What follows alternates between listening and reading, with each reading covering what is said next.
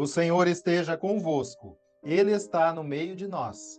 Anúncio do Evangelho de Jesus Cristo segundo São João, capítulo 11, versículos de 45 a 57. Glória a vós, Senhor. Muitos dos judeus que tinham vindo à casa de Maria, tendo visto o que ele fizera, creram nele. Mas alguns dirigiram-se aos fariseus e lhes disseram o que Jesus fizera.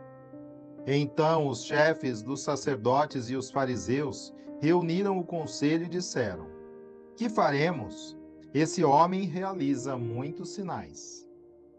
Se o deixarmos assim, todos crerão nele e os romanos virão, destruindo o nosso lugar santo e a nação. Um deles, porém, Caifás, que era sumo sacerdote naquele ano, disse-lhes: Vós nada entendeis. Não compreendeis que é de vosso interesse que um só homem morra pelo povo e não pereça a nação toda? Não dizia isso por si mesmo, mas sendo sumo sacerdote naquele ano, profetizou que Jesus morreria pela nação, e não só pela nação, mas também para congregar na unidade todos os filhos de Deus dispersos. Então, a partir desse dia, resolveram matá-lo. Jesus, por isso, não andava em público entre os judeus, mas retirou-se para a região próxima do deserto, para a cidade chamada Efraim, e aí permaneceu com seus discípulos. Ora, a Páscoa dos judeus estava próxima, e muitos subiram do campo a Jerusalém, antes da Páscoa, para se purificarem. Eles procuravam Jesus, e estando no templo, diziam entre si: Que pensais? Virá ele à festa? Os chefes dos sacerdotes e os fariseus, porém, tinham ordenado, se alguém soubesse onde ele estava, o indicasse, para que o prendessem. Palavra da salvação. Glória a vós, Senhor.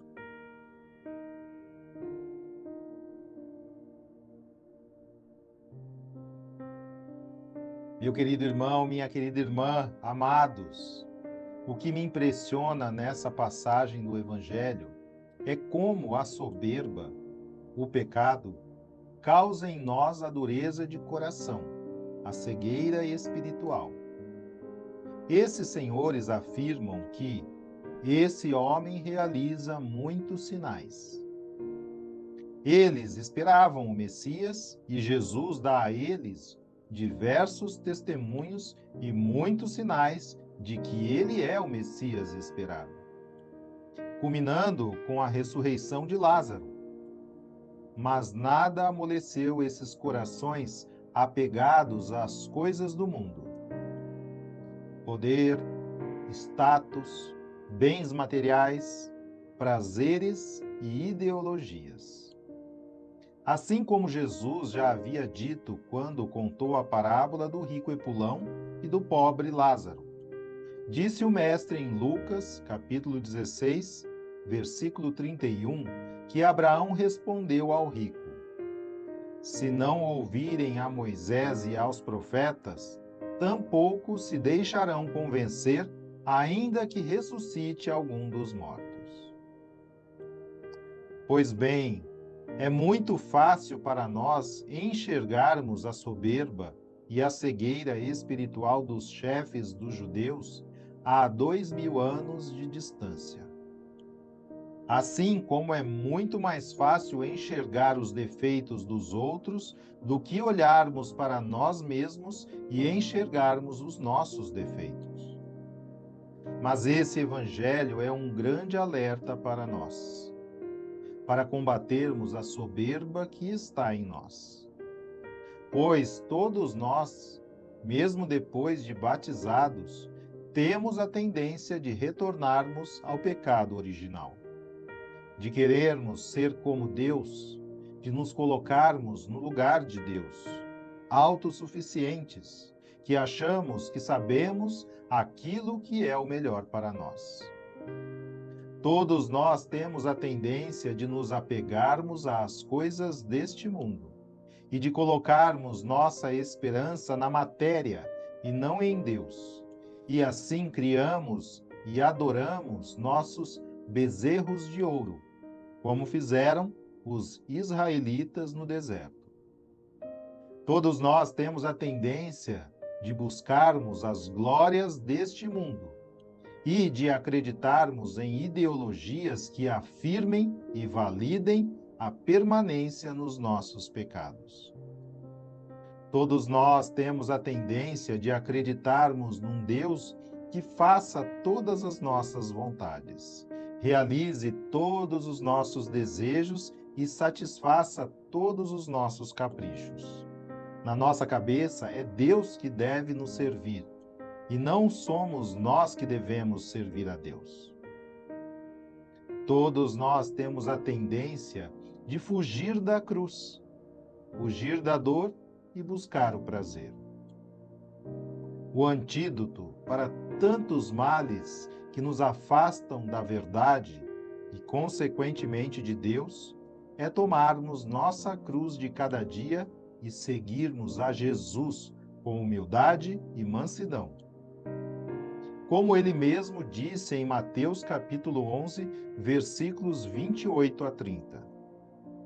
Vinde a mim todos os que estáis cansados, sob o peso de vosso fardo, e vos darei descanso.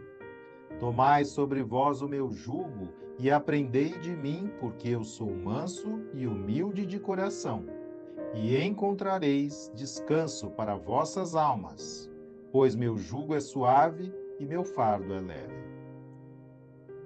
Não existe vida sem cruz, mas nós podemos optar por carregar a cruz sem Jesus ou com Jesus. A humildade é necessária para nos colocarmos no nosso lugar de criaturas, reconhecendo a nossa miséria e total dependência de Deus Criador. E a mansidão para obedecermos a Deus, pois só Ele é conhecedor do bem e do mal. É Ele quem sabe o que é melhor para cada um de nós, para nossa salvação e para alcançarmos a verdadeira felicidade, que consiste em nos unirmos a Ele. Só assim nossa miséria poderá repousar e ser abraçada pela infinita misericórdia de Deus. Por fim, veja que mesmo o incrédulo Caifás foi um instrumento nas mãos de Deus para profetizar, embora inconscientemente, que Jesus havia de morrer pela nação, e não somente pela nação, mas também para que fossem reconduzidos à unidade os filhos de Deus dispersos. Na sua soberba, ele entregará Jesus aos romanos para que morra, mas a verdade é que foi Jesus que deu a sua vida em resgate de muitos, e a deu para tomá-la de volta. Caifás, fazendo a própria vontade para satisfazer seu arrogante projeto de permanecer no poder, estava realizando a obra de Deus. Isso não diminui em nada o tamanho e as consequências do seu pecado.